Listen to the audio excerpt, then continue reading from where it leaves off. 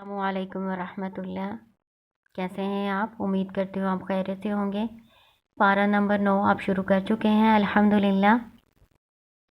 پارہ نمبر 9 کا پہلا رکوع آپ نے پڑھا ہے پارہ نمبر 8 کے ساتھ ہی ملا کر، کیونکہ اس میں قوم شعیب کا واقعہ بیان کیا گیا تھا، تو اس لیے میں نے وہ پھر واقعہ پورا مکمل کرنے کے لیے پچھلے ہی سبق میں پارہ نمبر 9 شروع کر دیا تھا۔ آج آپ پارہ نمبر 9 کا دوسرا رکوع پڑھیں گے انشاءاللہ تعالی۔ اللہ تعالیٰ نے پیچھے ساری قوموں کے حالات بتائے، قوم نوح علیہ السلام سے لے کر قوم شعیب علیہ السلام تک کے سارے واقعات اللہ تعالیٰ نے بتائے کہ ان قوموں نے اللہ تعالیٰ کی طرف سے بھیجے ہوئے رسولوں کو جھٹلایا، ان کے تبلیغ کو ان کی نصیحت کو قبول نہیں کیا، تو اللہ تعالیٰ نے ان قوموں کو کیسے ہلاک کیا۔ اب آگے آپ پڑھنے جا رہے ہیں کہ اللہ تعالیٰ ان سب قوموں کا ذکر کر کے اللہ تعالیٰ کہہ رہے ہیں کہ ان قوموں کو اللہ تعالیٰ نے پہلے چھوٹے عذاب کے ذریعے سے پکڑا تھا تاکہ یہ اللہ کی طرف رجوع کریں، لوٹیں، لیکن انہوں نے اللہ کی نصیحت کو قبول نہیں کیا، اللہ کے ذکر کو، اللہ کے نبی کی بات کو جھٹلایا، تو پھر ان کو عذاب کے ذریعے سے اللہ تعالیٰ نے ہلاک کر دیا۔ اگر یہ اللہ کی طرف سے بھیجے ہوئے رسولوں کی تصدیق کرتے اور اللہ پر ایمان لاتے، اللہ تعالیٰ نے جن کاموں سے منع کیا ان سے باز آ جاتے، تو اللہ تعالیٰ ان پر اپنی برکتوں کے دروازے کھول دیتے۔ ٹھیک ہے نا؟ یہ آپ آج پڑھیں گے آج کے رکوع میں۔ یہ سورۃ الاعراف پارہ نمبر 9 اور رکوع نمبر 2 ہے۔ چلے شروع کرتے ہیں اللہ کے نام سے۔ اعوذ باللہ من الشیطان الرجیم، بسم اللہ الرحمن الرحیم۔ وما ارسلنا، اور نہیں ہم نے بھیجا، فی قریۃ، کسی بستی میں، اور نہیں ہم نے بھیجا کسی بستی میں،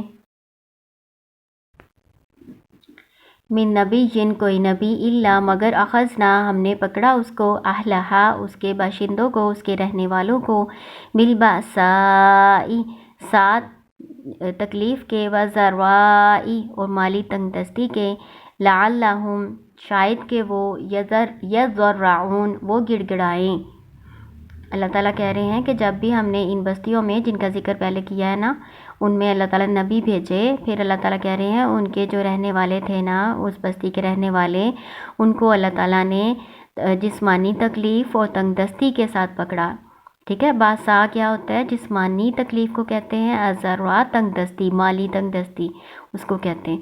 یعنی اللہ تعالیٰ نے ان کو پہلے چھوٹے عذاب میں مبتلا کیا، شاید کہ وہ گڑ گڑائیں، یعنی اللہ کی طرف رجوع کر لیں۔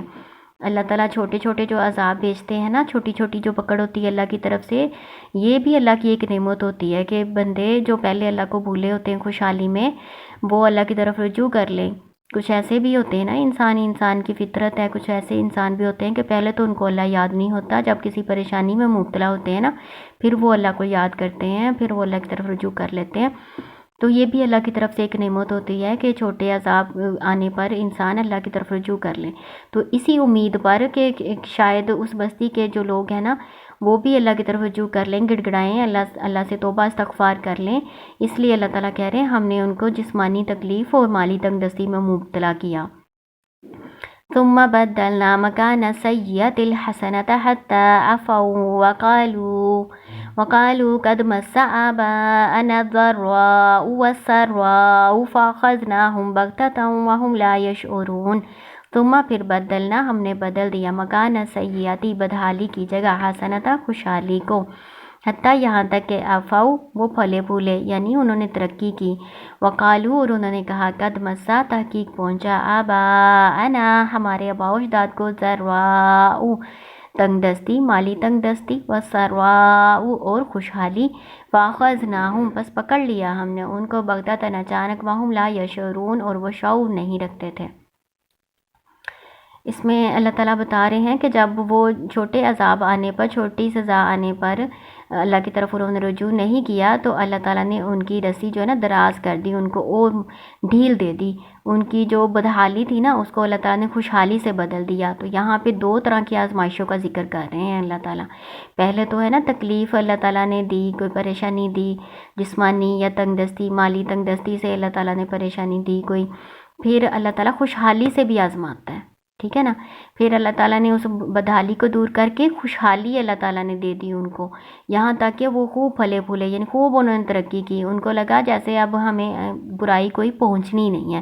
تو پھر اس طرح کی باتیں کرنے لگے کہ ہمارے جو پہلے بڑے تھے نا ان کو بھی یہ تنگ دستی اور تکلیفیں پہنچی تھیں، پھر ان کے خوشحالی بھی آئی، تو اسی طرح ہم پر بھی آگے، اس میں کون سی بڑی بات ہے. یعنی وہ اللہ کی پکڑ کو سمجھ نہ سکے کہ یہ اللہ کی طرف سے ہماری ڈھیل ہے، ہمیں ڈھیل دی گئی ہے، مہلت دی گئی ہے، اب اللہ تعالیٰ نے ہمیں پکڑنا ہے.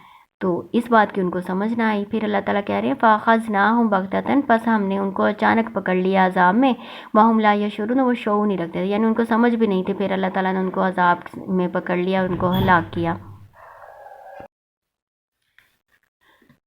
وَلَوْ أَنَّ أَهْلَ الْقُرَىٰ آمَنُوا وَاتَّقَوْا لَفَتَحْنَا عَلَيْهِمْ بَرَكَاتٍ مِّنَ السَّمَاءِ وَالْأَرْضِ وَلَٰكِن